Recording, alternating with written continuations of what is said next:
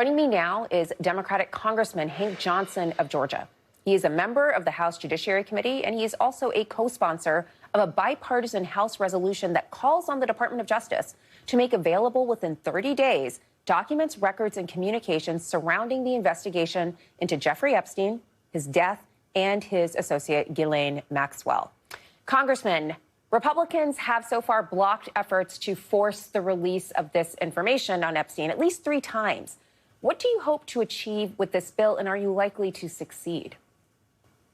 Well, I tell you, with a rubber stamp Congress in control, with rubber stamp Republicans in control of the House of Representatives, I should say, I'm not very optimistic that this mass ecana resolution will pass.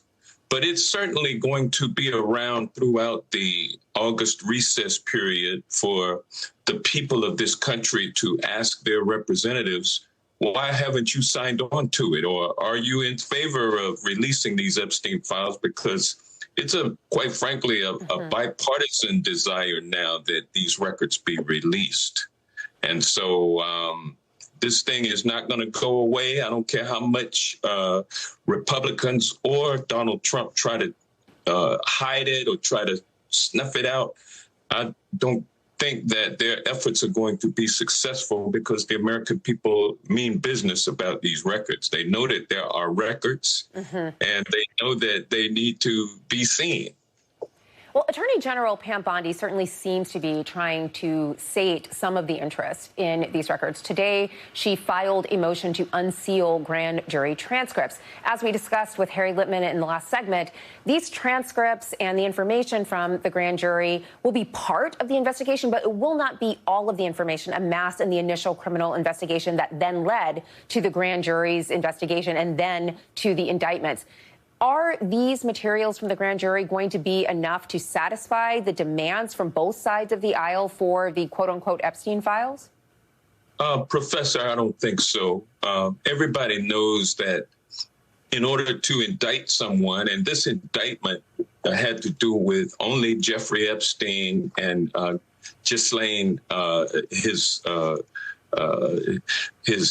girlfriend. They were the subjects of the indictment, and so the information in the voluminous file and investigation that was done in this case only concerned those two when it came to the grand jury. And then, I don't think it's very likely that the grand jury records, which are secret, are going to be released by the judge. But if they are released, it'll just be a thimbleful of evidence as compared to the vast trove of evidence that is in those files. And by the way, I'd like to point out, Professor, that, Pam Bondi said she had the list on her desk, and now she's saying I had the file on my desk, but the file is too large to fit on her desk.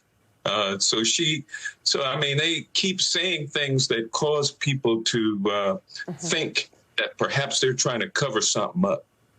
You make a great point that, one, a judge may not even release these grand jury materials, and the grand jury materials are just a thimbleful of what may actually be there. Are you worried that your Republican rubber stamp colleagues may actually use this motion as an off-ramp to back off of supporting this bipartisan resolution? Yeah, they're going to do their best to try to hoodwink the American people into thinking that they're doing as much as they can to get as much of the documentation released.